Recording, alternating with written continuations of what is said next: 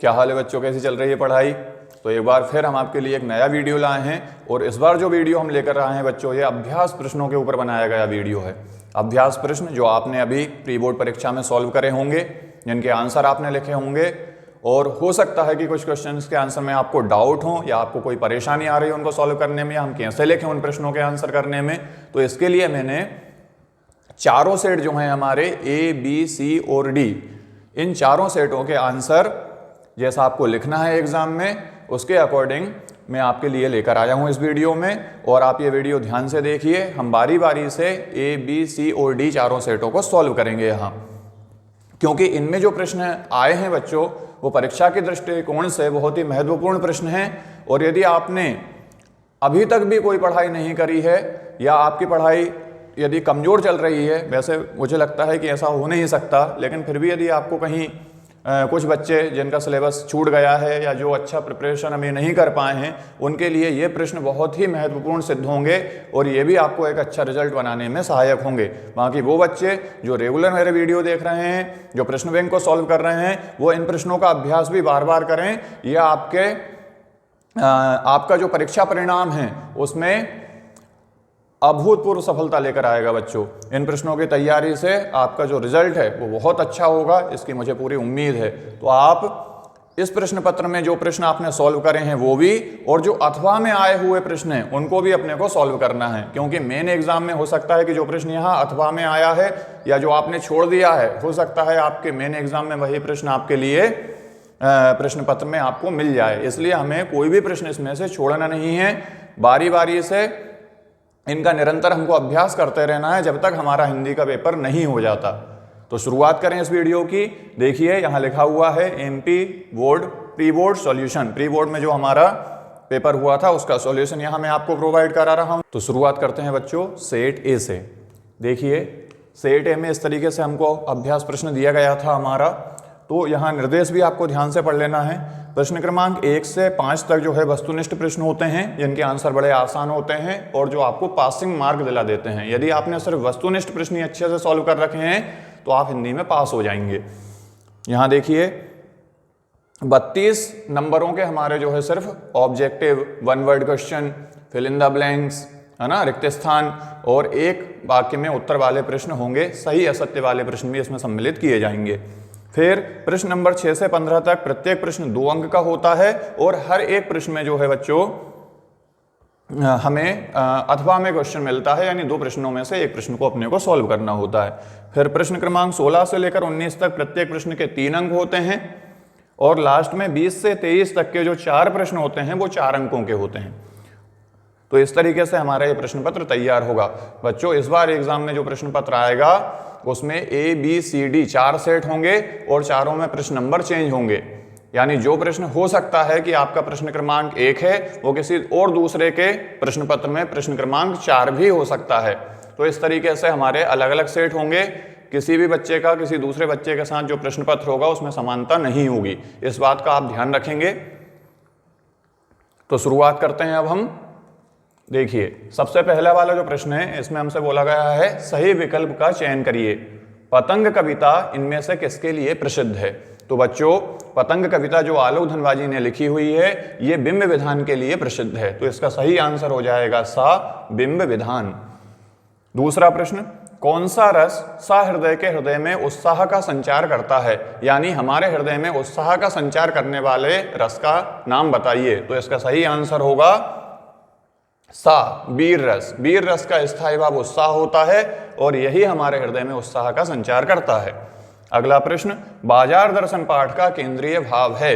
बाजार दर्शन जो पाठ है हमारा, इसका केंद्रीय भाव क्या है? जो जैनेन्द्र कुमार जी ने लिखा हुआ है। मैं साथ में उनके लेखकों का या कवियों का नाम भी आपको बताता चलता हूं, जिससे आपके तैयारी और अच्छी तरीके से होती रहती है। तो मेरी बातों को भी आप ध्यान से सुने ताकि आपको याद रहे, क्योंकि बच्चों जो हम पढ़ते हैं उससे ज़्यादा जो हम सुनते हैं वो हमें जल्दी याद होता है। तो यहाँ देखिए बाजार दर्शन पाठ का केंद्रीय भाव है। बाजार दर्शन का केंद्रीय भाव जो है बच्चों बाजारवाद है। बाजार के ऊपर इस पर चर्चा करी गई है, तो इसका सही आंसर हो जाएगा आ, बाजारवाद। अगला प्रश्न देखो, वह अच्छा खेला परंतु हार गया। ये वाक्य है, ये किस प्रकार का वाक्य है? तो आंसर है ये एक संयुक्त वाक्य होगा बच्चों, क्योंकि वह अच्छा खेला और वह हार गया, ये दो उपवाक्यों को या साधारण वाक्यों को परंतु शब्द से जोड़ दिया गया है। यहां जो परंतु शब्द है वो योजक शब्द कहलाता है, जो दो वाक्यों को जोड़ने का कार्य करता है। इसलिए इसका सही आंसर होगा आ, संयुक्त वाक्य। अगला प्रश्न देखो, अतीत में दबे पांव पाठ के आधार पर कोठार किसके काम आता होगा।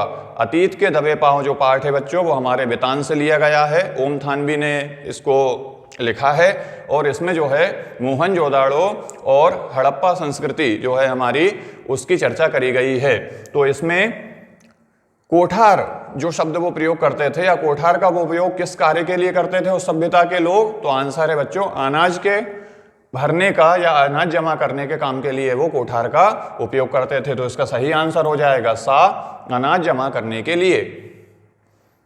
अगला प्रश्न देखो, इनमें से कौन सा पत्रकार का प्रकार नहीं है। अब बताइए, आ पूर्णकालिक, ब अंशकालिक, सा संवाददाता और द फ्रीलांसर। तो इसका सही आंसर होगा बच्चों सा, संवाददाता, क्योंकि संवाददाता पत्रकार का कोई प्रकार नहीं होता है। पत्रकार 3 प्रकार के होते हैं। आपने मेरा अभिव्यक्ति और माध्यम का वीडियो जरूर देखा होगा, उसमें मैंने इसकी बात करी है। 3 प्रकार के पत्रकार कौन कौन से होते हैं, अंशकालिक, पूर्णकालिक और फ्रीलांसिक। तो ये 3 प्रकार होते हैं पत्रकारों के, संवाददाता कोई पत्रकार का प्रकार नहीं होता है। तो सही आंसर हो जाएगा सा, संवाददाता। अब अगला प्रश्न आता है हमारे पास, जिसमें रिक्त स्थान में सही शब्द का चयन करके लिखिए। रिक्त स्थान में सही शब्दों का चयन हमको करना है। देखिए, तुमने को सहूलियत से बरतना कभी नहीं सीखा। तुमने किस चीज को सहूलियत से बरतना नहीं सीखा। तो इसका सही आंसर क्या होगा, आंसर है इसका सही आंसर होगा भाषा। तुमने भाषा को सहूलियत से बरतना कभी नहीं सीखा। अगला प्रश्न, श्रृंगार काल का अन्य नाम है। श्रृंगार काल का अन्य नाम क्या होता है बच्चों। तो श्रृंगार काल जो है हमारा, इसी का दूसरा नाम होता है रीतिकाल। रीतिकाल को ही श्रृंगार काल कहा जाता है। तो सही आंसर हो जाएगा रीतिकाल। काव्य में बिंब को माना जाता है। सही आंसर हो जाएगा शब्द चित्र। अब देखिए, बाजार में एक है, क्या है, खेल, जादू या आनंद। कुछ बच्चे बोलेंगे बाजार में सर आनंद की प्राप्ति होती है, तो आनंद लगा देते हैं इसका आंसर नहीं। इसका सही आंसर होगा जादू। बाजार में एक जादू होता है जो हमारे पैसे खर्च करवाता रहता है ना। आंसर क्या होगा बच्चों, जादू। ये देखिए, अब अगला प्रश्न, जब एक ही शब्द की पुनरावृत्ति होती है तो उसे शब्द युग्म कहते हैं। उसे कौन सा शब्द युग्म कहा जाता है। तो जब एक ही शब्द की पुनरावृत्ति होती है बच्चों तो उसे पुनरुक्त शब्द युग्म कहा जाता है। अगला प्रश्न, आप लोगों की देखा देखी सेक्शन की घड़ी भी हो गई सुस्त, गतिशील या व्यस्त। तो इसका सही आंसर होगा सुस्त। आप लोगों की देखा देखी सेक्शन की घड़ी भी सुस्त हो गई। इसका सही आंसर होगा सुस्त। संपादकीय को की आवाज माना जाता है। संपादकीय जो होता है बच्चों वो लेखन का एक प्रकार होता है जिसे संपादक की आवाज माना जाता है, यानी अखबार की आवाज माना जाता है। तो इसका सही आंसर हो जाएगा अखबार। तो इस तरीके से हमारे जो है रिक्त स्थान वाले प्रश्न सॉल्व हुए। अब देखते हैं प्रश्न नंबर 3, सही जोड़ी बनाकर लिखिए। तो देखिए, इन प्रश्नों को अब हम सॉल्व करते हैं। कविता के बहाने, कविता के बहाने इनमें से किसकी रचना है। तो इसका सही आंसर होगा बच्चों कुंवर नारायण। कुंवर नारायण ने जो है कविता के बहाने नाम की रचना करी है। तो ये जाके साथ जाकर जुड़ जाएगा। अब दूसरा देखिए, महाकाव्य। इनमें से कौन आपको महाकाव्य दिखाई दे रहा है। तो घ नंबर पर जो कामायनी लिखा हुआ है ये जयशंकर प्रसाद का प्रमुख जो है महाकाव्य है। तो इसको हम जोड़ देंगे कामायनी के साथ। अब भक्तिन, भक्तिन हमारे आरोह भाग 2 का जो है पाठ है जो महादेवी वर्मा ने लिखा है। तो भक्तिन का संबंध किसके साथ होगा बच्चों, ख ऑप्शन हमको दिखाई दे रहा है महादेवी वर्मा। तो इसका सही आंसर होगा महादेवी वर्मा। अब अर्थ के आधार पर वाक्य के प्रकार। अर्थ के आधार पर वाक्य कितने प्रकार के होते हैं।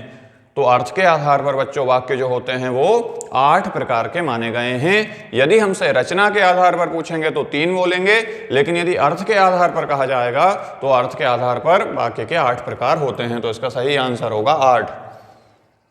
अब जूझ, जूझ इनमें से किसकी रचना है? तो इसका सही आंसर होगा डॉक्टर आनंद यादव, है ना। डॉक्टर आनंद यादव इसका सही आंसर होगा, क्योंकि आनंद यादव का जो है वर्णन जूझ नामक जो शीर्षक से हमारा पाठ लिखा गया है उसमें किया गया है। अब जो है विशेष रिपोर्ट का प्रकार है, विशेष रिपोर्ट का प्रकार इनमें से क्या होगा? तो इसका सही आंसर हो जाएगा गा बैकग्राउंडर। तो बैकग्राउंडर इसका सही आंसर होगा। इस प्रकार हमारी ये जोड़ी बन जाएगी। चलिए अब हम बढ़ते हैं अपने अगले प्रश्न की ओर। अगले प्रश्न में हमसे बोला है एक वाक्य में उत्तर लिखिए। पहला प्रश्न, राम की शक्ति पूजा कविता के रचनाकार कौन हैं? तो इसका सही आंसर होगा, यहाँ देखिए पहले नंबर का आंसर सूर्यकांत त्रिपाठी निराला, इसका सही आंसर होगा। दूसरा प्रश्न देखो, विस्तृत कलेवर वाले काव्य को क्या कहते हैं? तो विस्तृत कलेवर वाला जो काव्य होता है उसे महाकाव्य कहा जाता है, तो इसका सही आंसर होगा महाकाव्य। अगला प्रश्न, एकांकी में कितने अंक होते हैं? तो एकांकी नाम से ही स्पष्ट होता है, एक अंकी यानी एक अंक होता है, तो एकांकी में एक अंक होता है, ये इसका सही आंसर हो जाएगा। अगला प्रश्न देखें। अब देखते हैं हम प्रश्न नंबर 4, बद्री केदार के रास्ते कैसे हैं? तो इसका सही आंसर क्या हो जाएगा बच्चों? देखिए प्रश्न नंबर 4 का आंसर, बद्री केदार के रास्ते ऊंचे नीचे तथा तंग हैं, यानी दुर्गम रास्ते हैं बद्री केदार के। अब प्रश्न नंबर 5 देखें, गागर में सागर भरना मुहावरे का अर्थ लिखिए। तो गागर में सागर भरना मुहावरा जो होता है बच्चों, इसका अर्थ होता है थोड़े में अधिक कहना, तो इसका सही आंसर होगा प्रश्न नंबर 5, इसका सही आंसर होगा थोड़े में अधिक कहना। प्रश्न नंबर 6 देखें, रोजी रोटी की तलाश में आए यशोधर पंत को किसने शरण दी थी? तो ये आपके पाठ में इसका आंसर है, जो रोजी रोटी की तलाश में आया था यशोधर पंत, उसको किशनदा ने शरण दी थी, तो इसका सही आंसर हो जाएगा किशनदा ने। अब प्रश्न नंबर 7, HTML का फुल फॉर्म क्या होता है? तो HTML ये 4 वर्ड हैं अंग्रेजी के, इनका मतलब होता है हाइपर टेक्स्ट मार्कअप लैंग्वेज। तो ये देखिए प्रश्न नंबर 7 का answer hyper text markup language. अब हम बढ़ते हैं अपने अगले प्रश्न की ओर, जो है सत्य असत्य कथन वाले प्रश्न। तो देखिए इनमें हमें कितने प्रश्न दिए हुए हैं? 6, और इनके आंसर अपने को करना है। पहले प्रश्न में हमसे बोला है बच्चे दिशाओं को ढपली की तरह नहीं बजाते हैं, तो सही आंसर क्या होगा? बच्चे जो होते हैं वो दिशाओं को ढोलक की तरह बजाते हैं, ना कि ढपली की तरह। और ये भी यही बोल रहे हैं कि बच्चे दिशाओं को ढपली की तरह नहीं बजाते हैं, तो ये कथन सत्य हो जाएगा। तो इसका सही आंसर होगा ये कथन सत्य है। अब गेय मुक्तक को प्रगीत भी कहा जा सकता है, बिल्कुल ठीक बात है। गेय मुक्तक और प्रगीत दोनों का एक दूसरे के स्थान पर प्रयोग किया जा सकता है, तो गेय मुक्तक को जो है प्रगीत भी कहा जा सकता है, तो यह कथन भी बच्चों सत्य हो जाएगा। अब हम बढ़ते हैं अपने अगले प्रश्न की ओर, तो है प्रश्न नंबर 3, सीरीज के को अवधूत कहा गया है, तो यह बिल्कुल सत्य बात है, यह कथन सत्य होगा। लोकोक्ति को कहावत भी कहते हैं। लोकोक्ति और कहावत ये दोनों समानार्थी शब्द हैं, और लोकोक्ति के प्लेस पर अपन कहावत भी उपयोग कर सकते हैं, और कहावत के प्लेस पर लोकोक्ति भी कहा जा सकता है, तो ये ठीक बात है, दोनों का मतलब एक ही होता है। मनोहर श्याम जोशी को साहित्य अकादमी पुरस्कार से सम्मानित किया गया है, यह कथन बिल्कुल सत्य है। उन्हें जो है साहित्य अकादमी पुरस्कार से सम्मानित किया गया था। नाटक की मूल विशेषता समय का बंधन बिल्कुल ना होना है, यह कथन असत्य है बच्चों, क्योंकि नाटक में जो है समय की प्रधानता होती है, समय सीमा में नाटक को कंप्लीट करना होता है, तो समय सीमा का उसमें ध्यान रखा जाता है, इसलिए समय का बंधन होता है। ये बोल रहे हैं कि बिल्कुल नहीं होता है, तो यह कथन असत्य हो जाएगा। अब देखें अगला प्रश्न। अगला प्रश्न, नई कविता के 2 कवियों के नाम एवं प्रत्येक की एक एक रचना का नाम लिखिए। 2 नंबर वाले प्रश्न है बच्चों, जिनका आंसर हमें लिखकर करना पड़ेगा। तो देखिए नई कविता के 2 कवियों के नाम याद रखिए, शमशेर बहादुर सिंह और कुंवर नारायण। ये आसानी से याद हो सकते हैं, इसलिए मैंने इनको लिखा है यहाँ पर। अब शमशेर बहादुर सिंह जो है बच्चों, इनकी रचनाएं 2 पूछी हैं हमसे, मैंने यहाँ 3 लिखी हैं, ध्यान से सुनिए। इतने पास अपने, ये शमशेर बहादुर सिंह की पहली रचना। बात बोलेगी हम नहीं, बात बोलेगी हम नहीं, ये उनकी दूसरी रचना। और काल तुझसे होड़ है मेरी, ये उनकी तीसरी रचना है। तो जो भी आपको आसानी से याद हो जाए वो 2 रचनाएं आप इनमें से याद कर सकते हैं शमशेर बहादुर सिंह की। इसी प्रकार कुंवर नारायण जो हैं, इनकी रचनाएं कौन कौन सी हैं? आमने सामने, कोई दूसरा नहीं और चक्रव्यूह। तो आप चक्रव्यूह या आमने सामने कुंवर नारायण की रचनाएं याद रख लें, या फिर आमने सामने और कोई दूसरा नहीं, ऐसा भी आप याद रख सकते हैं। तो जो भी आपको अच्छा लग रहा है वो आप यहाँ से सॉल्व कर सकते हैं। अब इसी का जो अथवा वाला प्रश्न है बच्चों, अपने को इन्हें भी सॉल्व करना है। प्रश्न पत्र में नहीं करना है, लेकिन जब हम अभ्यास कर रहे हैं तो इनको भी सॉल्व करना है। हो सकता है ये वाला प्रश्न हमारे एग्जाम में आ जाए, इसलिए हम दोनों सॉल्व करते हुए चलेंगे। प्रगतिवाद की कोई दो विशेषताएं या प्रवृत्तियां लिखिए। तो प्रगतिवाद जो है बच्चों, इसकी दो प्रमुख विशेषताएं मैंने यहाँ लिख रखी हैं। देखिए, प्रगतिवाद की दो विशेषताएं निम्न हैं। आप इस तरीके से आंसर करेंगे अपने एग्जाम में। पहली, सामाजिक जीवन का यथार्थ चित्रण, मतलब उन्होंने सामाजिक जीवन का जो है वो वास्तविक चित्रण किया है। पढ़ भी लेते हैं हम आगे क्या लिखना है इसके अंतर्गत। प्रगतिवादी कविता की मुख्य विशेषता अपनी जमीन से जुड़कर यथार्थ का चित्रण करना है। इसमें समाज के यथार्थ चित्रण की प्रवृत्ति मिलती है। दूसरी विशेषता देखें, क्रांति का स्वर। प्रगतिवादी जो कवि थे बच्चों, उन्होंने हिंदी साहित्य में जो है क्रांति जगाई है ना, यानी उनकी कविताओं में क्रांति का स्वर हमको देखने को मिलता है। किनके खिलाफ, अब हम पढ़ते हैं। प्रगतिवादी कवि क्रांति में विश्वास रखते हैं। वे पूंजीवादी व्यवस्था, रूढ़ियों तथा शोषण के साम्राज्य को समूल नष्ट करने के लिए विद्रोह का स्वर निकालते हैं। यानी उनकी क्रांति किसके लिए थी? पूंजीपतियों के लिए, या फिर रूढ़ियों के लिए जो समाज में व्याप्त कुरीतियां थी उनके लिए, या फिर जो है सामाजिक वर्गों में जो गरीबों का शोषण होता था उनके लिए जो है उन्होंने अपनी कविताओं के माध्यम से साहित्यिक क्रांति करी। ये उनकी एक विशेष विशेषता थी। आप इसका स्क्रीनशॉट ले सकते हैं। स्क्रीनशॉट लेकर कॉपी बनाइए और इन क्वेश्चंस को लिख लिख कर प्रैक्टिस करिए, जल्दी याद होंगे। तो बार बार हम जो है, जैसे ये वाली स्लाइड हो गई है, अब इसका आप स्क्रीनशॉट ले लीजिए। प्रश्नों के उत्तर हम डायरेक्ट कॉपी पर अपने लिख सकते हैं। इस तरीके से आपके नोट्स भी तैयार हो जाएंगे। जैसे ही आप एग्जाम देने जाओगे उसके एक दिन पहले आप इनको रिवाइज करते हुए जाना, और रोज इनको कंटिन्यूसली आपको पढ़ना है जब तक आपका एग्जाम नहीं हो जाता तब तक। अब देखिए, शीतल वाणी में आग होने का क्या अभिप्राय है? शीतल वाणी में आग, यह हरिवंश राय बच्चन जी की कविता है। तो क्या इसका अभिप्राय है? देखिए, शीतल वाणी में आग होने का अभिप्राय यह है कि उसकी वाणी में शीतलता भले ही दिखाई देती है, यानी कभी शीतल वाणी में बात कर रहा है, पर उसमें आग जैसे जोशीले विचार भी भरे होते हैं। उसके विचार जो हैं बच्चों वो जोशीले हैं, वो आग के समान कार्य करते हैं। उसके दिल में इस जग के प्रति विद्रोह की भावना है, पर वह जो उसमें होश नहीं खोता, वह अपनी वाणी में शीतलता बनाए रखता है। यानी वो बात तो बड़े कठोर कहना चाहता है, लेकिन उसको साहित्य में बांधकर उसने बात करी है, यानी वाणी जो है वो शीतलता की ओर जा रही है। यानी साधारण वाणी में और मधुर शब्दों में वो अपनी विचारों को व्यक्त करते हैं। अब देखिए अगला प्रश्न, थके हुए पंथी के जल्दी जल्दी चलने का कारण लिखिए। थका हुआ पंथी जो है वो जल्दी जल्दी क्यों चल रहा है? तो इसका आंसर होगा बच्चों, दिन का थका पंथी यह सोचता है कि उसके प्रियजन उसकी प्रतीक्षा कर रहे होंगे, वे उससे मिलने के लिए आतुर होंगे, उत्सुक होंगे, मंजिल तक पहुंचने में कहीं रात ना हो जाए, इसलिए वह अपने कदम जल्दी जल्दी बढ़ाता है और मंजिल प्राप्त करने के लिए वो जल्दी जल्दी चलता है। तो इस तरीके से हम इसका आंसर लिखेंगे। मैं आपको यहाँ मूल भाव समझा दे रहा हूँ, आप याद करेंगे तो इस तरीके से आप याद कर सकते हैं। स्क्रीनशॉट लेकर इसके नोट्स हम अपने हाथों से बनाएंगे। अब आप बोलोगे सर नोट्स क्यों बनाएंगे जब हमारे पास स्क्रीनशॉट रहेगा? तो बच्चों, अपने नोट्स में जब हम लिखते हैं तो एक बार लिखते हैं तो प्रश्न जल्दी याद होते हैं। आप बार बार लिखेंगे, आपको सारे प्रश्नों के आंसर याद हो जाएंगे। तो आपको मेहनत तो करना पड़ेगी, मेहनत से मत बचो, यही समय है मेहनत करने का। इसलिए जितनी मेहनत करोगे उतना लाभ प्राप्त करोगे। ठीक है, तो आपको इनको स्क्रीनशॉट लेकर लिखना जरूर है, ताकि अपने प्रश्नों के आंसर हमारे पास, हमारी राइटिंग में हमारे पास हों। अब देखते हैं अगला प्रश्न, कोई दो खंड काव्य और उनके रचनाकारों के नाम लिखिए। बिल्कुल आसान क्वेश्चन है, आप कोई भी लिख सकते हैं जो भी आपको अच्छा लग रहा है। मैंने यहाँ कौन कौन से लिखे हैं वो आपको बता देता हूँ।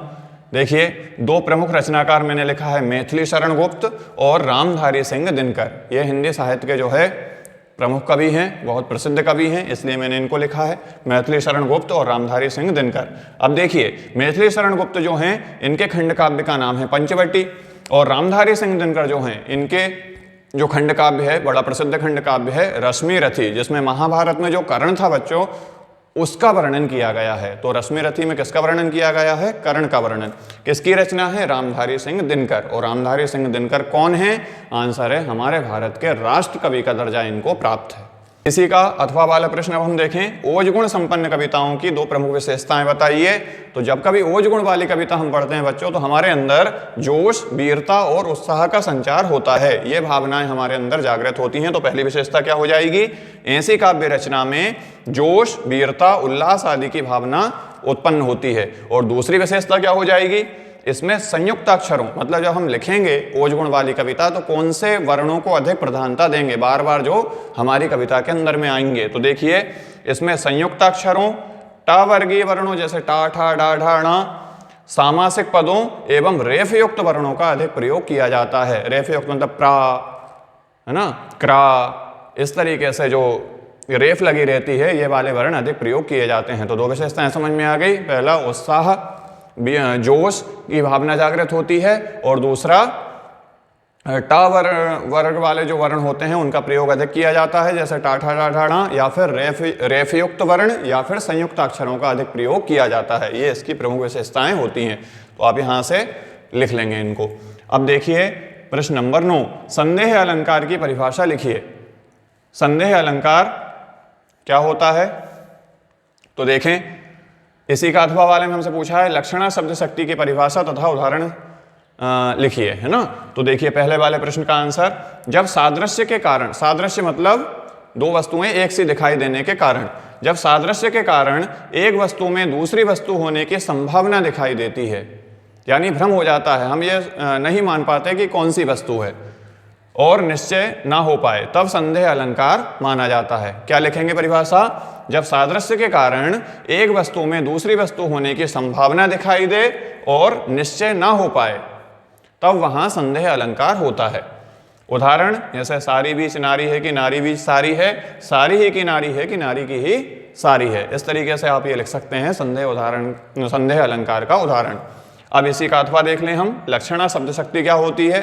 तो लक्षणा शब्द शक्ति में जो बोला जा रहा है यानी वाच्यार्थ, तो लक्षणा शब्द शक्ति में वाच्यार्थ को छोड़कर इससे संबंधित कोई रूढ़ी हो, यानी कोई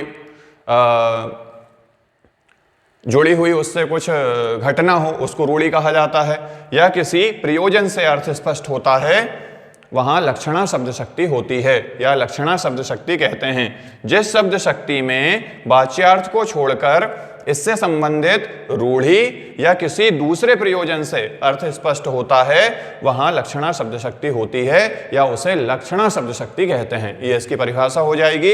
इसका उदाहरण जैसे हम देखें, चूहे कूदना, यहाँ पर किसी के, जैसे हम बोल देते हैं पेट में चूहे कूद रहे हैं, तो वास्तव में पेट में किसी के चूहे नहीं कूद रहे हैं, वहां पर क्या हो रहा है, उसे भूख लग रही है। तो भूख लगना वो वैसे भी बोल सकता था, यदि वो ऐसा बोलता कि मुझे भूख लग रही है तो अभिधा शब्द शक्ति होती है, लेकिन वो बोल रहा है मेरे पेट में चूहे कूद रहे हैं, यहां से भी अर्थ क्या स्पष्ट होगा कि भूख लग रही है, लेकिन यदि हम उसका शाब्दिक अर्थ निकालें तो गलत हो जाएगा, इसलिए ये लक्षणा में कहा गया है। अब हम पढ़ते हैं अगले प्रश्न की ओर। निबंध किसे कहते हैं, किन्हीं दो निबंधकारों एवं उनके दो दो निबंधों के नाम लिखिए। तो यहां हमसे निबंध की परिभाषा पूछी गई है। तो देखिए, निबंध स्वाधीन चिंतन मतलब स्वतंत्र चिंतन और निश्चल अनुभूतियों का, जो हमें अनुभूतियां होती हैं, जो हमारे अंदर विचार आते हैं, तो निबंध दो बातों पर इसकी परिभाषा हमारी बन जाएगी। निबंध स्वाधीन चिंतन और निश्चल अनुभूतियों का सरस मतलब उसमें रस भी होना चाहिए, सजीव यानी वास्तविकता के करीब होना चाहिए, और मर्यादित होना चाहिए, उसमें अनर्गल बातें नहीं होना चाहिए। तो तीन बातों को ध्यान रखेंगे, निबंध स्वाधीन चिंतन तथा निश्चल अनुभूतियों का सरस, सजीव और मर्यादित गद्यात्मक प्रकाशन है। गद्य के रूप में यदि हम ऐसे अनुभूतियों को व्यक्त करेंगे तो वह निबंध कहलाएगा। तो ये हो जाएगी हमारी निबंध की परिभाषा।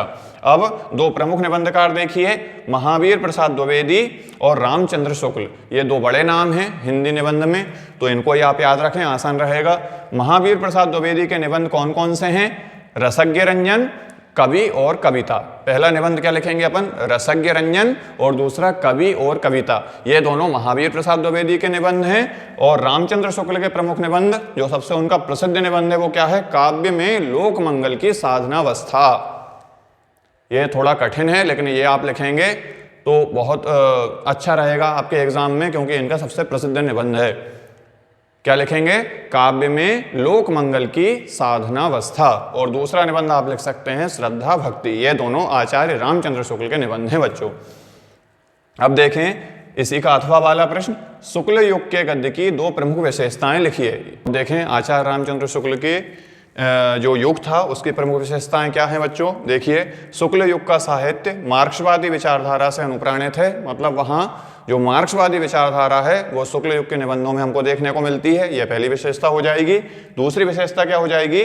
शुक्ल युग का गद्य सहज, व्यावहारिक, सामाजिक, प्रवाहपूर्ण, विचारशीलता और विषय वैविध्य से ओतप्रोत है। मतलब उनके निबंधों में क्या क्या है एक बार पढ़ लेंगे, याद हो जाएगा। सहज है निबंध, व्यावहारिक हैं, ऐसा नहीं कि काल्पनिक निबंध उन्होंने लिखे हैं। फिर सामाजिक विषयों के ऊपर निबंध लिखे हैं इसलिए सामाजिक। प्रवाहपूर्ण है, मतलब बीच में तारतम्य टूटता नहीं है, यानी प्रवाहपूर्ण है। विचारशीलता है उनके निबंधों में, मतलब गहन मंथन सोचने के बाद लिखे गए निबंध हैं ना, बहुत सोचा गया है निबंध लिखते से पहले। और विषय वैविध्य से ओतप्रोत है, मतलब कोई एक विशेष विषय को लेकर ही निबंध नहीं लिखे गए हैं, विभिन्न विषयों के ऊपर निबंध उस काल में लिखे गए हैं। ये इसकी प्रमुख विशेषताएं होंगी। अब बढ़ते हैं अगले प्रश्न की ओर। प्रश्न नंबर 11, लेखिका महादेवी वर्मा के अनुसार भक्तिन के जीवन का परम कर्तव्य क्या था? महादेवी वर्मा ने जो भक्तिन पाठ लिखा है, भक्तिन की कहानी उसमें बताई गई है, तो उसका सबसे अपने जीवन का सबसे बड़ा जो कर्तव्य था वो क्या था? तो इसका सही आंसर होगा, लेखिका के अनुसार भक्तिन के जीवन का परम कर्तव्य उनको हर हाल में प्रसन्न रखना है। किनको? महादेवी वर्मा को, है ना। तो लेखिका मतलब भक्तिन क्या करना चाहती थी? उसका एक ही कर्तव्य था अपने जीवन का कि वो लेखिका को हर हाल में प्रसन्न रखे, ये उसका कर्तव्य था। अब देखें अथवा वाला प्रश्न, परचेजिंग पावर शब्द में निहित लेखक जैनेन्द्र कुमार का आशय लिखिए, है ना। तो देखो परचेजिंग पावर, यहाँ देखें हम, बाजार में चीजें खरीदते समय उनके बदले पैसा दिया जाता है। धन द्वारा चीजें खरीदने की इस शक्ति को ही परचेजिंग पावर कहा गया है या पावर कहते हैं। ये हम इसका आंसर लिखेंगे, है ना। अगला प्रश्न देखो, संदेहवाचक वाक्य की परिभाषा और उदाहरण दीजिए। संदेहवाचक वाक्य, वहां पूछा गया था संदेह अलंकार, दोनों में अंतर है। यह वाक्य का एक प्रकार है संदेहवाचक, तो इसकी परिभाषा देना है और इसका उदाहरण भी लिखना है। तो देखिए, संदेहवाचक वाक्य वह वाक्य होते हैं जिनमें संदेह के साथ बात करते हैं, यानी कुछ ना कुछ हमें शंका बनी रहती है। ऐसे वाक्य जिन्हें बोलते समय या पढ़ते समय शंका बनी रहती है, ऐसे वाक्यों को संदेहवाचक वाक्य कहा जाता है ना। तो पूरी परिभाषा एक बार पढ़ लो। संदेहवाचक वाक्य वह वाक्य होते हैं जिनमें संदेह के साथ साथ बात करते हैं और अनुमान लगाया जाता है कि वह होने की संभावना है। सिर्फ संभावना पर बात करते हैं, वह है या नहीं, इसका कोई हम निश्चित रूप से नहीं कहा जा सकता। जैसे आज वर्षा हो सकती है, अब वर्षा हो भी सकती है और नहीं भी हो सकती है, तो यहाँ शंका है ना, इसलिए ये कौन सा वाक्य हो जाएगा? ये संदेहवाचक वाक्य हो जाएगा। अगला प्रश्न देखो, क्षेत्रीय शब्द किसे कहते हैं? उदाहरण सहित लिखिए। तो क्षेत्रीय शब्द देखिए, वह शब्द जो किसी क्षेत्र विशेष में बोले जाते हैं। जैसे पूरा भारत है, भारत में अलग अलग क्षेत्र हैं, तो कुछ शब्द ऐसे होते हैं बच्चों जो किसी एक क्षेत्र विशेष में बोले जाते हैं। दूसरे क्षेत्र में जाओगे तो उसके लिए कोई अलग नाम मिलेगा, है ना। तो ऐसे शब्द जो किसी क्षेत्र विशेष में बोले जाते हैं अथवा किसी वस्तु विशेष के लिए क्षेत्रीय लोगों द्वारा गढ़ लिए जाते हैं। वही बात करी मैंने, किसी वस्तु के लिए वहां पर कि हम इसको ये बोलेंगे, है ना, कुछ भी नाम उन्होंने रख दिया, लेकिन हम दूसरे क्षेत्र में जाएंगे तो उस वस्तु के लिए कोई दूसरा नाम आएगा। ऐसे शब्दों को क्षेत्रीय शब्द कहा जाता है।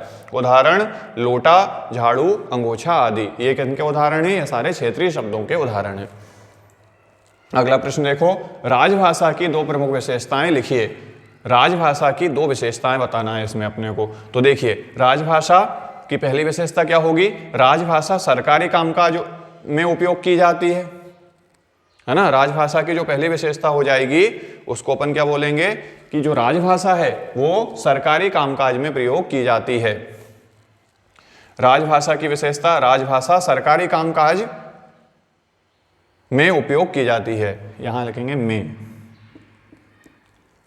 राजभाषा सरकारी कामकाज में उपयोग की जाती है। और दूसरी विशेषता, एक देश की एक से अधिक राजभाषाएं हो सकती हैं। राजभाषा सिर्फ एक देश की एक ही राजभाषा नहीं होती, अलग अलग प्रदेश होते हैं, हर प्रदेश की अपनी राजभाषा हो सकती है, इसलिए एक देश की एक से अधिक राजभाषाएं हो सकती हैं। ये क्या हो जाएगी हमारी इसकी प्रमुख विशेषता, किसकी? राजभाषा की।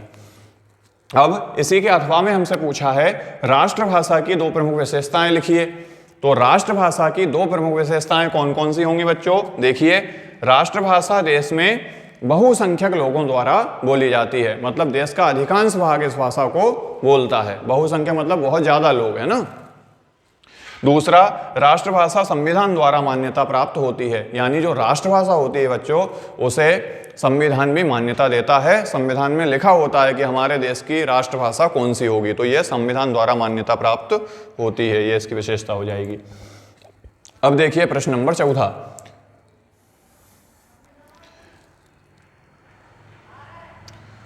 मोहनजोदड़ो की सभ्यता को लो प्रोफाइल सभ्यता कहे जाने का कारण लिखिए। लो प्रोफाइल मतलब वहां कोई राजा महाराजा ऐसे लोग नहीं रहते थे, या उन्नत लोग ज़्यादा नहीं रहते थे, लो प्रोफाइल थी, है ना, यानी ग्रामीण क्षेत्र की सभ्यता या छोटे शहरों की सभ्यता उसको बोला जाता है। लो प्रोफाइल सभ्यता कहे जाने के कारण लिखिए।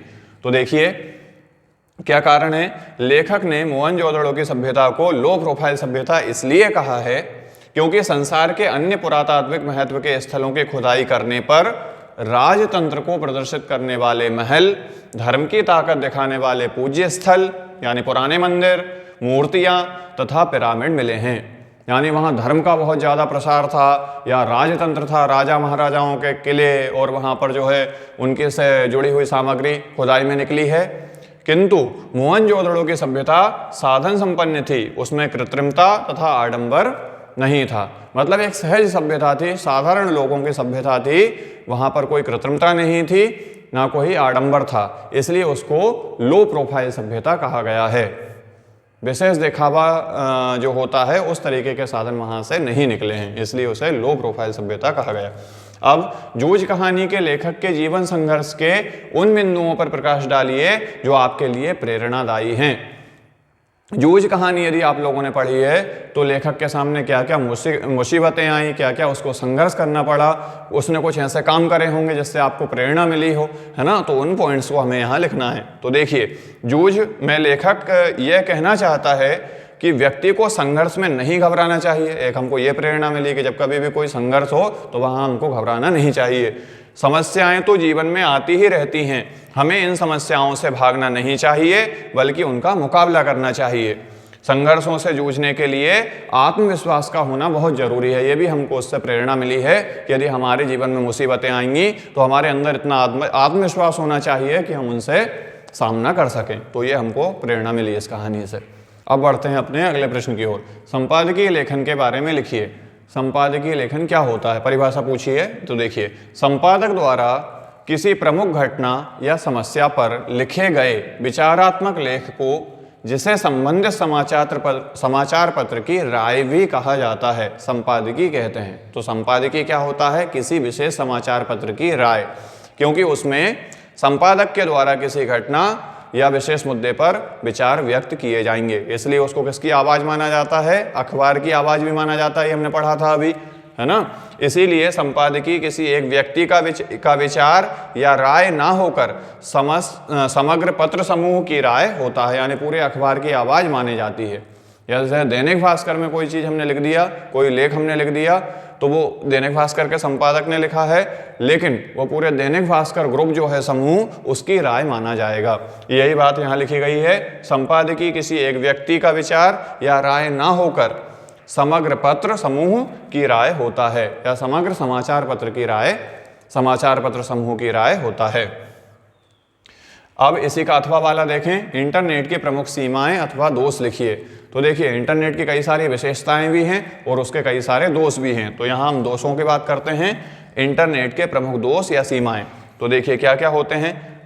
इंटरनेट अश्लीलता फैलाने वाला एक माध्यम है, ऐसा हम लिख सकते हैं। दूसरा, दुष्प्रचार का साधन है, जहाँ उसमें अच्छी बातों का प्रचार होता है वहाँ उस पर दुष्प्रचार भी होते हैं। तीसरा, महंगा साधन है इंटरनेट। और चौथा, भ्रामक खबरों की भरमार। यानी उसमें जो खबरें हैं उसमें अफवाहें भी हो सकती हैं, है ना, कुछ बातें सत्य कुछ असत्य भी हो सकती हैं, इस तरीके से भी जो है खबरें उसके ऊपर में आती हैं। तो ये सारी जो है इंटरनेट की कमियां मानी जाएंगी। अब बढ़ते हैं प्रश्न नंबर 16 पर। निम्नलिखित बिंदुओं के आधार पर तुलसीदास अथवा रघुवीर सहाय के साहित्यिक काव्यगत विशेषताएं लिखिए। मतलब जीवन परिचय पूछा गया हमसे तुलसीदास का या फिर रघुवीर सहाय का, तो किन किन बिंदुओं पर पूछा है ये हमको ध्यान देना है। जैसे यहाँ दिया गया है 2 रचनाएं बताना है, उनकी भाव पक्ष बताना है और साहित्य में स्थान बताना। तो इस बात का ध्यान रखो बच्चों, शुरुआत नहीं करना है कि तुलसीदास जी का जन्म कहाँ कौन से जिले में कहाँ हुआ है, जो पूछा गया है वही हमें जीवन परिचय में बताना है। तो क्या पूछा है, 2 रचनाएं। देखिए यहाँ मैंने तुलसीदास जी का लिखा है, पहले क्या होगा, जीवन परिचय तुलसीदास। रचनाएं, पहले हम उनकी रचनाएं लिखेंगे, कौन कौन है। रामचरितमानस सबसे प्रसिद्ध रचना तुलसीदास जी की। दूसरा हम हनुमान चालीसा लिख सकते हैं। तीसरा दोहावली और कवितावली, ये भी फेमस रचनाएं हैं, प्रसिद्ध रचनाएं हैं, तो हम इनमें से कोई भी लिख सकते हैं। फिर भाव पक्ष। भाव पक्ष में जनरली हम वो बातें लिखते हैं कि वो जब कोई साहित्यिक लेखन कर रहे थे तो लिखते समय उनके भाव क्या थे, ये भाव पक्ष कहलाता है बच्चों। तो देखिए भाव पक्ष में क्या लिखेंगे हम, तुलसीदास जी राम भक्ति शाखा के प्रमुख कवि थे। तुलसीदास का दृष्टिकोण अत्यंत व्यापक और समन्वयवादी था, मतलब वो समूहों के बीच में तालमेल बिठाना चाहते थे। समन्वयवादी मतलब तालमेल बिठाना एक दूसरे में। कविवर तुलसीदास तत्कालीन समाज में भक्त कवि के साथ साथ समाज सुधारक भी माने गए। इसके लिए उन्होंने काव्य शास्त्र को माध्यम बनाकर हिंदी साहित्य को श्रेष्ठ रचनाएं प्रदान की हैं। यानी समाज में जो कुरीतियाँ थीं, जो रूढ़ी थीं, जो गलत रीति रिवाज थे, उनको भी जो है उन्होंने अपने कविता के माध्यम से समाज के अंदर में सुधार करा। इस तरीके से वो एक अच्छे समाज सुधारक भी थे, भक्त कवि होने के साथ साथ, ये हम इसमें लिखेंगे। इसीलिए उन्होंने अपनी कविताओं को माध्यम बनाकर उन विसंगतियों को दूर किया। हिंदी साहित्य में स्थान कैसे लिखेंगे, देखिए गोस्वामी तुलसीदास हिंदी के सर्वश्रेष्ठ कवि हैं। इन्हें समाज का पथ प्रदर्शक कवि कहा जाता है। एक तो वो हिंदी साहित्य के सर्वश्रेष्ठ कवि हैं और दूसरा उन्हें जो है भारतीय समाज का जो है पथ प्रदर्शक, के समाज किस दिशा में आगे बढ़े इसको बोलते हैं पथ प्रदर्शक। तो उनको पथ प्रदर्शक भी कहा जाता है समाज का। इनके द्वारा हिंदी कविता की सर्वतोन्मुखी उन्नति हुई। तुलसीदास जी हिंदी के अमर कवि हैं जो युगों युगों तक हमारे बीच जीवित रहेंगे, है ना। इस तरीके से हम इनका समाज में साहित्य में जो है स्थान बताएंगे। अब बढ़ते हैं अगले प्रश्न की तरफ। प्रश्न नंबर 16 का अथवा देखें अब हम, रघुवीर सहाय वाला प्रश्न। रघुवीर सहाय का जीवन परिचय करना है अपने को इसमें। तो देखिए रघुवीर सहाय का वही 2 रचनाएं, भाव पक्ष और साहित्य में स्थान। देख लीजिए रघुवीर सहाय की रचनाएं कौन कौन सी होंगी। पहली रचना सीढ़ियों पर धूप में, दूसरी रचना आत्महत्या के विरुद्ध और तीसरी रचना हंसो हंसो जल्दी हंसो। तो इस प्रकार इनकी हम रचनाएं लिख सकते हैं। भाव पक्ष में क्या लिखेंगे अपन, इनके काव्य में सामाजिक यथार्थ के प्रति विशिष्ट सजगता दृष्टिगोचर होती है। यानी समाज के लिए, ये समाज के जो कार्य होते थे उनके ऊपर ये अपनी दृष्टि रखते थे और कविताओं के माध्यम से उसमें उनको दर्शाते थे अपनी रचनाओं में। फिर इन्होंने सामाजिक व्यवस्था, शोषण, विडंबना आदि का यथार्थ चित्रण किया। समाज में जो चल रहा है वैसा का वैसा इन्होंने अपनी रचनाओं में प्रदर्शन किया बच्चों।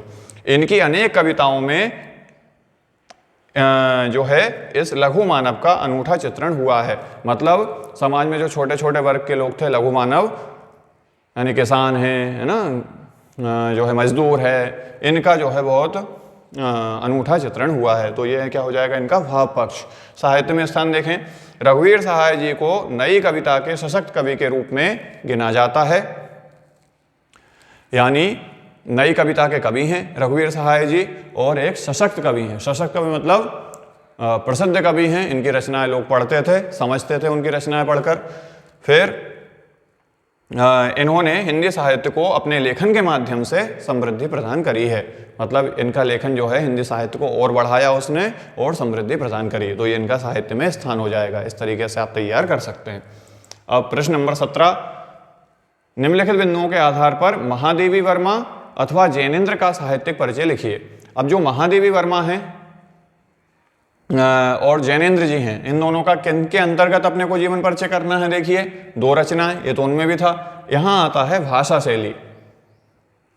भाषा शैली जनरली गद्य साहित्यकार जो होते हैं उनके लिए प्रयोग की जाती है, और जो कविता लिखते हैं उनके लिए जो है भाव पक्ष और कला पक्ष उपयोग में लाया जाता है। और यहाँ आता है भाषा शैली। जब हम गद्य साहित्य की बात करते हैं तो लेखकों की बात होगी यहाँ, है ना। तो देखिए, जीवन परिचय महादेवी वर्मा, रचनाएं देखें पहले, नीरजा, निहार और दीपशिखा, ये इनकी प्रमुख रचनाएं हैं। इनमें से कोई भी दो याद कर सकते हैं आप। भाषा शैली में हम देख लें, महादेवी जी ने अपने गीतों में स्निग्ध और सरल तत्सम प्रधान खड़ी बोली का प्रयोग किया है। महादेवी जी कैसी बोली में लिखते थे रचनाएं? खड़ी बोली में।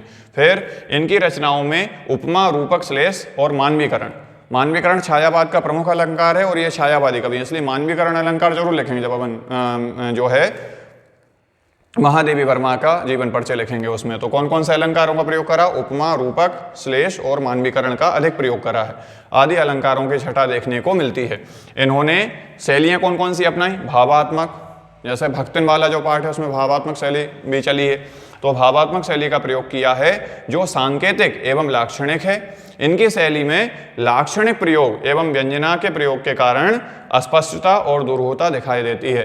इन्होंने जो रचनाएं करी हैं वो आसानी से समझ में नहीं आती, क्योंकि उसकी जो शब्द शैली उन्होंने प्रयोग करी हैं वो लक्षणा और व्यंजना शब्द शक्ति ज़्यादा उन्होंने अपनी रचनाओं में करी है। इसलिए पाठक को उन शब्द शक्तियों का ज्ञान होगा, तभी इनकी रचनाएं आसानी से साधारण पाठक को समझ में आएंगी, अन्यथा इनके लिए साहित्यिक ज्ञान होना जरूरी है। मतलब जो रचनाएं हैं वो बहुत गहरी हैं इनकी, है ना, छायावादी रचनाएं हैं क्योंकि।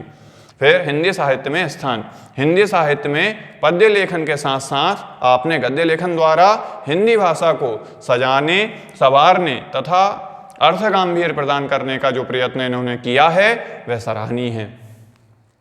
हिंदी के रहस्यवादी कवियों में आपका प्रमुख स्थान है। रहस्यवादी या छायावादी जो कवि हैं उनमें इनका भी एक प्रमुख स्थान है, और इन्होंने जो है पद्य के साथ साथ गद्य में भी लेखन किया है। यानी इन्होंने पद्य साहित्य वाली हिंदी और गद्य साहित्य वाली हिंदी दोनों को जो है समृद्धि प्रदान करी है। इस तरीके से इनको हम साहित्य में स्थान लिख सकते हैं।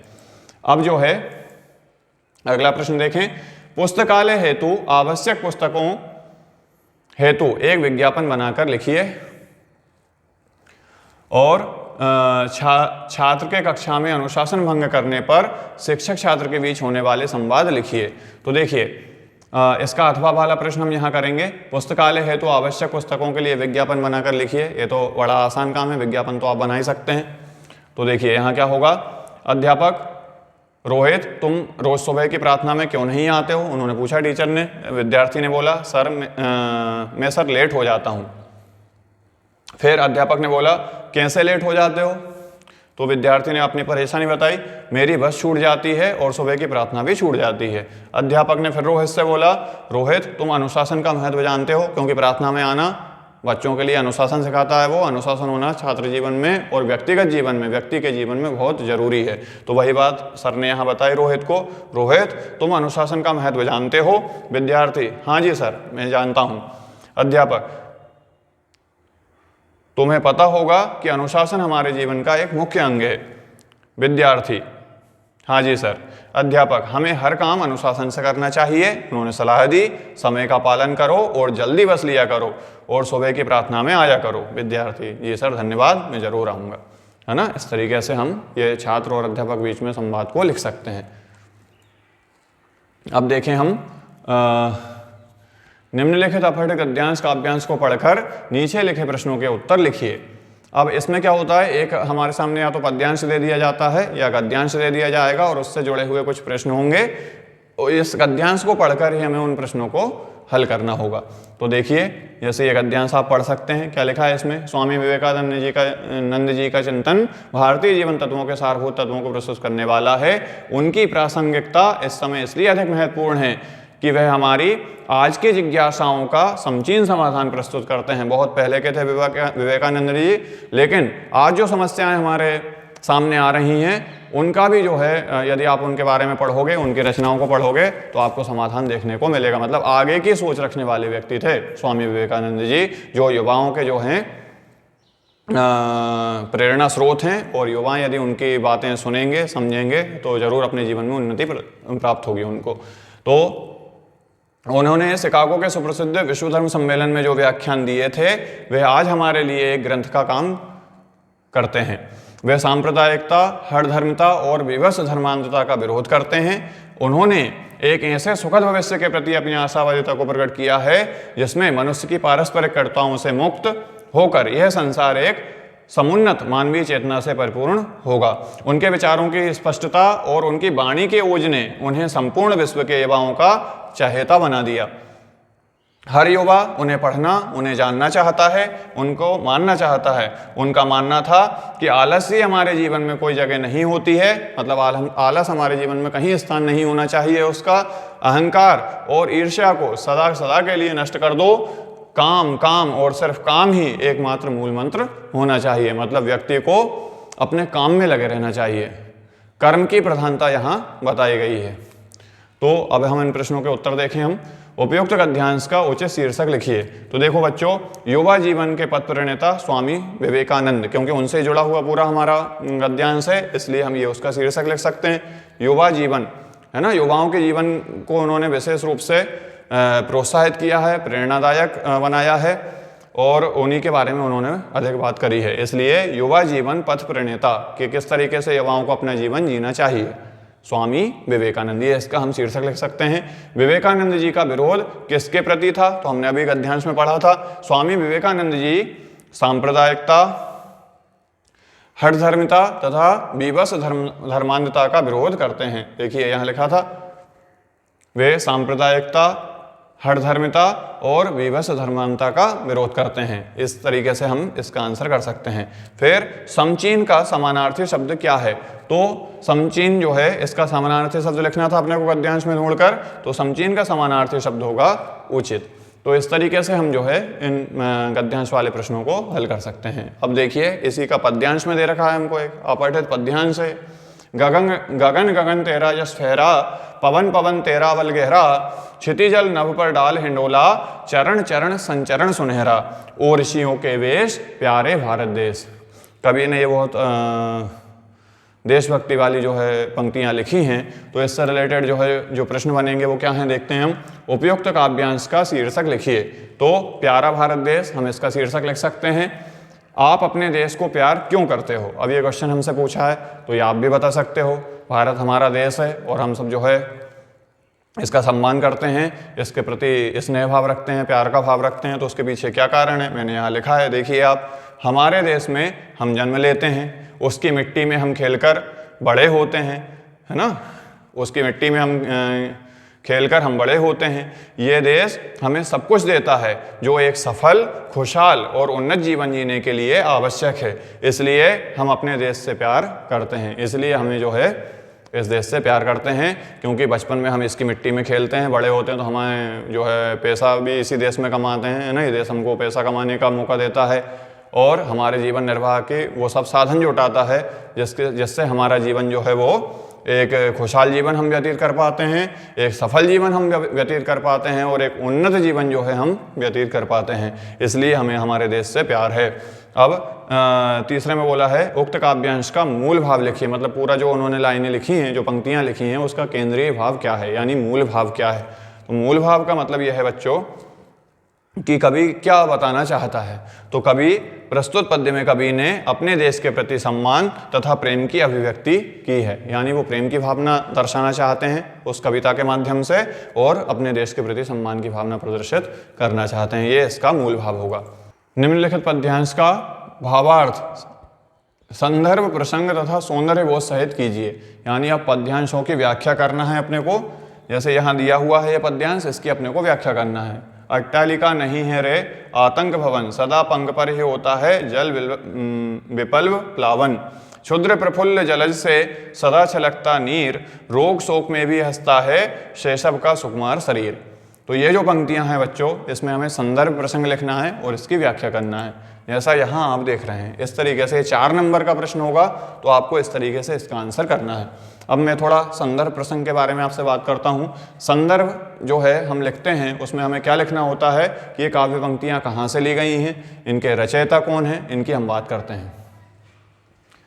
तो क्या होगा देखिए, प्रस्तुत काव्यांश हमारी पाठ्य पुस्तक आरोह भाग 2 में संकलित प्रसिद्ध छायावादी कवि सूर्यकांत त्रिपाठी निराला की बहुचर्चित कविता बादल राग से लिया गया है। अब प्रसंग इस पद्यांश में कवि ने खुलकर धनी वर्ग पर चोट की है और शोषित लोगों के प्रति सहानुभूति प्रकट की है। क्या बता रहे हैं वो पद्यांश में? देखिए, कवि कहता है ऊंचे ऊंचे भवन ये तो भय और त्रास के निवास हैं। मतलब ऊंचे ऊंचे जो भवन होते हैं बच्चों, बना तो लिए हैं आपने, लेकिन उनमें हमेशा डर बना रहता है और त्रास बनी रहती है। इनमें रहने वाले लोग हमेशा डरे रहते हैं, है ना। बिल्डिंग में जो बड़े बड़े शहरों में लोग रहते हैं वो हमेशा डरे रहते हैं कवि के अनुसार। जल की विनाशशीलता तो हमेशा कीचड़ में ही होती है ना। वहीं बाढ़ और विनाश का दृश्य उपस्थित होता है। आशय यह है कि हमेशा निम्न वर्ग के लोग ही क्रांति करते हैं। समृद्ध लोग तो डरे ही रहते हैं। सुविधा भोगी वर्ग के तुच्छ लोग क्रांति से घबराकर आंसू बहाते हैं, अर्थात वे हमेशा बाढ़ से डरे रहते हैं। आशय यह है कि समृद्धि में पले कोमल शिशु क्रांति की ज्वाला नहीं सह सकते। उनके बच्चे भी सुकुमार होते हैं और वो थोड़ा भी संकट देखते हैं तो घबरा जाते हैं, है ना। जबकि निम्न वर्ग के कोमल शिशु ऐसे संघर्षशील होते हैं कि रोग और शोक में भी हमेशा मुस्कुराते रहते हैं।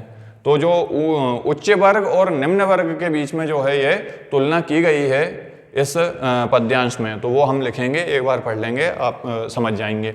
विशेष क्या है इसमें पद्यांश में? तो देखिए, संस्कृत निष्ठ तत्सम शब्दों से युक्त साहित्यिक हिंदी है। देखिए यहाँ इसमें कई जगह संस्कृत शब्दों का प्रयोग किया गया है और संस्कृत शब्द जो होते हैं वो तत्सम शब्द कहलाते हैं। तो निराला जी ने इस पद्यांश में तत्सम शब्दों का प्रयोग किया है। दूसरी विशेषता क्या है? देखिए, प्रतीक, बिंब तथा लाक्षणिकता का सुंदर प्रयोग किया गया है। लक्षणा शब्द शक्ति का प्रयोग किया गया है, प्रतीकों का प्रयोग किया गया है और बिंब निर्माणों का प्रयोग किया गया है। तीसरी जो विशेषता है, बादल को क्रांतिकारी योद्धा के रूप में प्रस्तुत किया गया है। बादल जो होता है वो क्रांति लेकर आ जाता है। बादल जब पानी बरसाता है तो बाढ़ आ जाती है, पूरा जनजीवन अस्त व्यस्त हो जाता है, एक तरीके से विरोध प्रकट करता है, यानी क्रांति का प्रतीक उसको माना गया है। तो यहाँ पर ये इसमें विशेष बात है। अब देखें हम इसी का अथवा वाला प्रश्न। छोटा मेरा खेत चौकोना, कागज का एक पन्ना, कोई अंधड़ कहीं से आया, क्षण का बीज वहां बोया गया, कल्पना के रसायनों को पी, बीज गल गया निशेष, शब्द के अंकुर फूटे, पल्लव पुष्पों से नमित हुआ विशेष। तो ये जो रचना है इसको देखें अब कहाँ से लिया गया है, कौन इसका रचनाकार हैं, क्या लिखोगे, आपको पता है, मुझे भी पता है। देखिए पढ़ते हैं एक बार। प्रस्तुत काव्यांश हमारी पाठ्य पुस्तक आरोह भाग 2 में संकलित उमाशंकर जोशी ने यह लिखा है, जोशी द्वारा रचित छोटा मेरा खेत शीर्षक से लिया गया है। यह कविता का शीर्षक क्या है? छोटा मेरा खेत। अब इस प्रसंग में, प्रसंग मतलब वो जो काव्यांश था उसमें क्या बात करी गई है? तो देखिए, इन पंक्तियों में खेती के रूपकों अर्थात बीज बोने, अंकुरित होने, हम जो है खेती में पहले बीज बोते हैं, फिर वो अंकुरित होता है, फिर वो पेड़ बनता है, फिर उसमें जो है फूल लगते हैं और फल लगते हैं, है ना, फिर फसल हमारी जो है वो कटती है, का वर्णन करते हुए कवि कहता है कि कोई भी रचना ठीक खेती की फसल की तरह होती है। यानी कभी कोई एक कविता लिखेगा तो उसमें भी वो सारी प्रक्रियाएं होंगी जो फसल उगाते समय अपन खेती में करते हैं। तो दोनों में समानता उसने बताई है। व्याख्या, कवि कहता है मैं भी एक प्रकार का किसान हूँ, कागज का एक पन्ना मेरे लिए छोटे से चौकोर खेत के समान है। कभी अपने आप को किसान मान रहा है, जैसे किसान का चौकोर खेत होता है वैसे कभी जिस कागज पर लिखता है वो चौकोर पन्ना उसके लिए खेत। फिर क्या बताया उन्होंने? अंतर इतना ही है कि किसान जमीन पर कुछ बोता है ना, और मैं कागज पर कविता उगाता हूँ। उसकी फसल कौन है? कविता। और किसान की फसल जो अनाज है वो होता है। जिस प्रकार किसान धरती पर फसल उगाने के लिए कोई बीज उगाता है, उसी प्रकार मेरे मन में अचानक आई आंधी के समान कोई भाव रूपी बीज ना जाने कहां से चला आता है। तो किसान को फसल उगाने के लिए जमीन में बीज लावना पड़ता है। उसी प्रकार जब कोई कवि अपनी कविता लिखता है तो उसके मन में क्या आना चाहिए? कोई विचारों का बीज आना चाहिए। जब तक विचार नहीं होंगे तो कविता कैसे लिखेगा? तो विचार रूपी बीज बोला गया उसने, है ना। यह भाव रूपी बीज मेरे मन रूपी खेत में अचानक बोया जाता है ना। फिर क्या होता है? जिस प्रकार धरती में बोया बीज विभिन्न रसायनों जैसे हवा, पानी, खाद आदि को पीकर स्वयं को गला देता है, वैसे ही कवि के मनोभाव काव्य शब्दों के अंकुर के रूप में कागज पर अंकित हो गए हैं। उसी प्रकार जो उसका बीज था, जो विचार था, उसको शब्द मिल गए, उसको कवि की वाणी प्रदान हो गई, है ना, लेखनी प्रदान हो गई, तो वो कागज पर अंकुरित हो गया, मतलब लिखा गई कविता। समझ रहे हो बात को? ठीक है। फिर कवि आगे इन शब्द रूपी अंकुरों के पल्लव और पुष्पों से युक्त हो जाने की बात कहता है। यानी जब हमने कविता लिख ली है तो जैसे कविता लिखने में जो शब्दों का प्रयोग उन्होंने करा है वो उसमें पत्ते जो है पल्लव बोला गया है और फूलों के समान हैं। जितने अच्छे शब्द लिखोगे, जितने अच्छे जो है मुहावरे और इस तरीके से तुकबंदी छंदों का प्रयोग करोगे, ये सब क्या हैं? उस फसल के पत्ते और फूल हैं, है ना, हो जाने की बात करता है।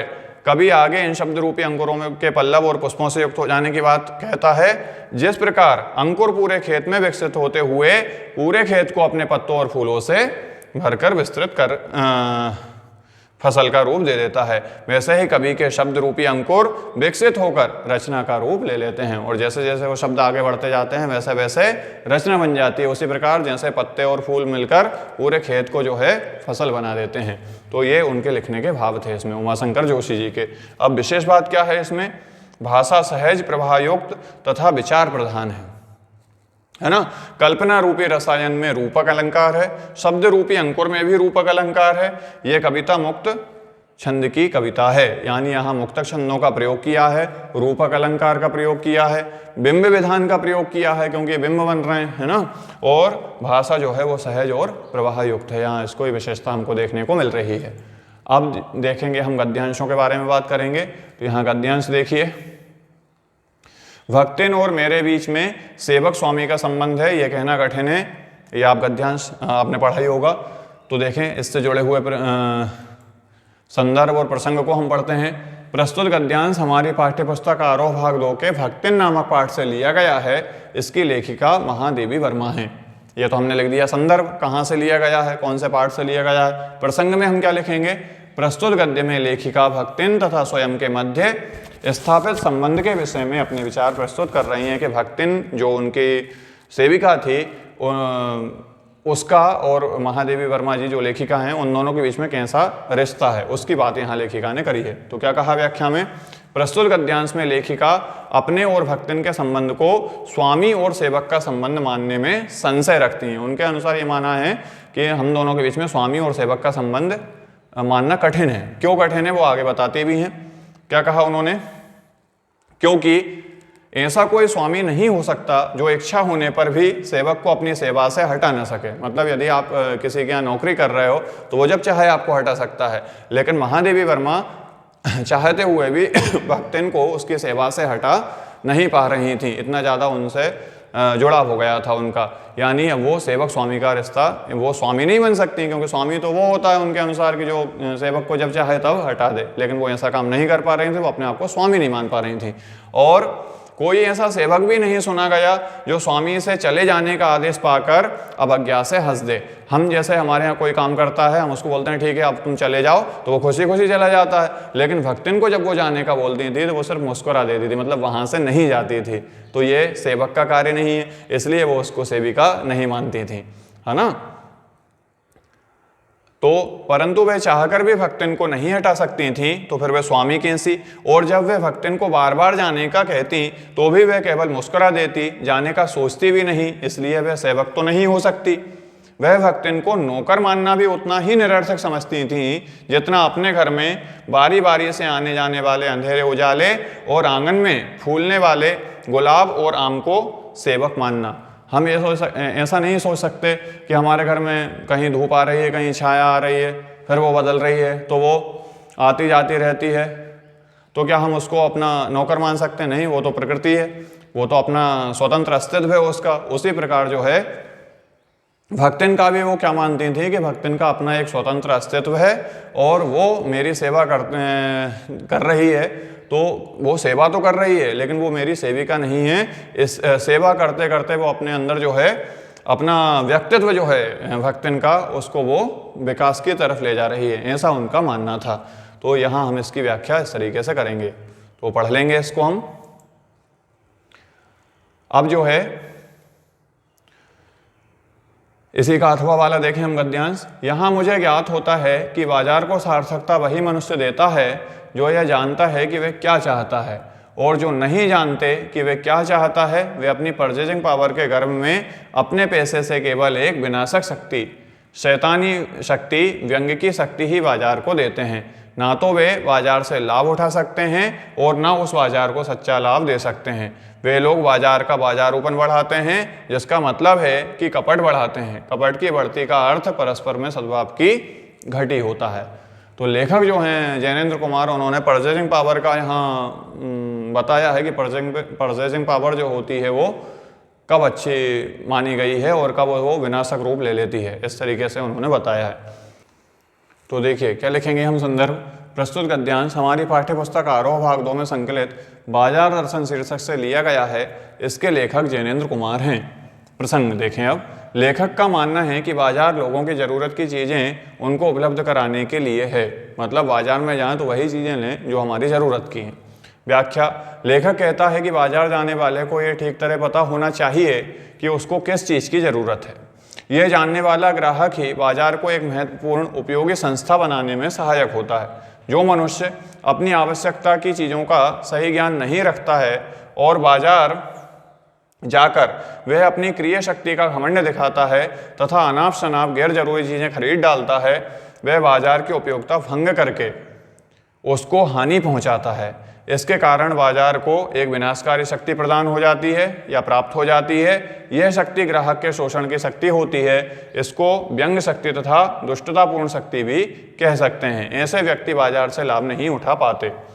अब इसमें विशेष बातें क्या है। भाषा बोधगम्य तथा प्रभावपूर्ण है, शैली विचारात्मक है ना, और गद्य के माध्यम से ग्राहक तथा दुकानदार दोनों को ही सही मार्गदर्शन किया गया है। इससे ग्राहकों को भी सोचना चाहिए कि वो अपनी परचेजिंग पावर का गलत उपयोग ना करें, बाजार में जाकर कुछ भी ना खरीदें, कितने में ही ना खरीदें। इससे क्या होगा, फिर गरीब आदमी जाएगा तो वो दुकानदार उसी मूल्य में उसको भी वही वस्तु देगा। अब जिनके पास पैसा है वो तो खरीद सकते हैं, लेकिन भाव बढ़ने के कारण गरीब आदमी उसको नहीं खरीद पाएगा। इसलिए अनावश्यक चीज़ें हमें नहीं खरीदना चाहिए जिससे उनके रेट कम हो और जिनको वो चीज़ ज़रूरत लग रही है वो आसानी से उसको खरीद पाएँ, है ना। तो ये बातें उन्होंने कही हैं। अब नगर पालिका अध्यक्ष को जल की अनियमित आपूर्ति के संबंध में शिकायती पत्र लिखिए। ये देखते हैं हम किस तरीके से आप लिखेंगे। इसको लिखने में फॉर्मेटिंग आप देख लें किस तरीके से आप फॉर्मेटिंग बनाएंगे। एक ही लाइन में सब कुछ लिखेंगे, ये चीज़ें इंपॉर्टेंट होती हैं, इन पर नंबर मिलते हैं।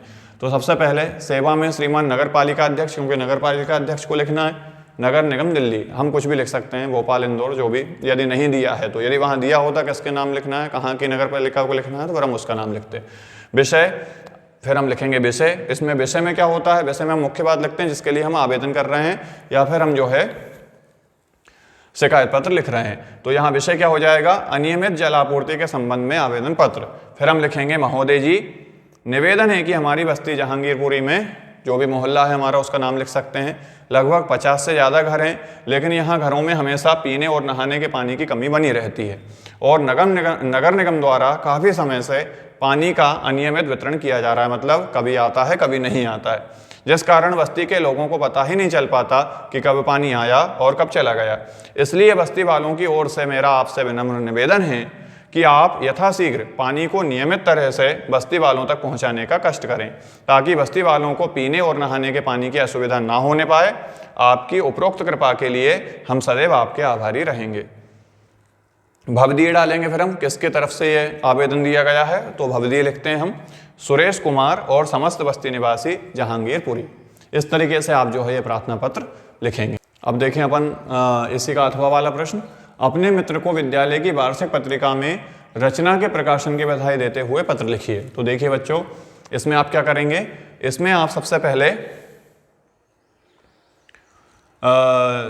जो है सबसे ऊपर एड्रेस लिख देंगे, एड्रेस के बाद दिनांक लिखेंगे। ये सब एक ही लाइन में होगा, पैराग्राफ हम बीच में चेंज करेंगे। तो देखिए, प्रिय विराट, आशा करता हूं तुम ठीक होगे। सबसे पहले तो मैं तुम्हें विद्यालय की वार्षिक पत्रिका में रचना प्रकाशित होने पर उसके लिए बधाई देता हूं। यह सुनकर हम सबको बहुत प्रसन्नता हुई कि तुमने आज अपनी जगह पत्रिका में बना ली है ना। यह सबके लिए बहुत गर्व की बात है। मुझे इस बात की खुशी है कि तुम्हारी मेहनत सफल हुई, तुमने अपनी मेहनत और हिम्मत से अपने आप को साबित कर दिया। फिर हम पैराग्राफ चेंज करके लिखेंगे क्योंकि ये पैराग्राफ थोड़ा बड़ा बन गया है। मित्र, मुझे आशा है आगे भी तुम इसी प्रकार सफलता प्राप्त करोगे और अपना ख्याल रखना। जल्दी मिलते हैं। तुम्हारा दोस्त राकेश शर्मा। इस तरीके से आप ये लिखेंगे, है ना।